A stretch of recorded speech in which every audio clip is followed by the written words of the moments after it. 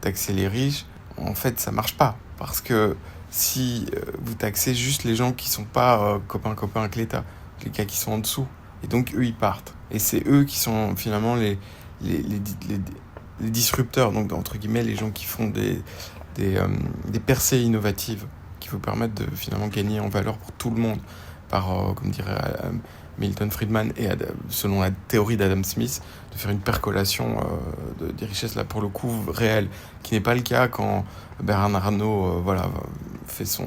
Voilà, même si c'est sympa, il a des fondations, très bien, mais en fait, lui, il profite du levier, il profite de l'impression monétaire. Voilà.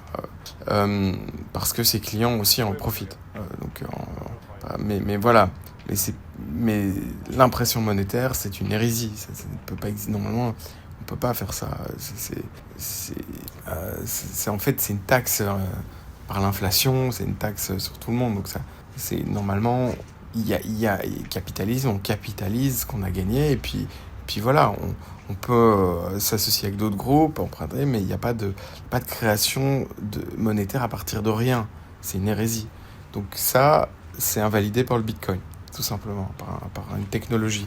Et c'est pour ça que le futur, il va plus vers les protections technologiques que les protections juridiques.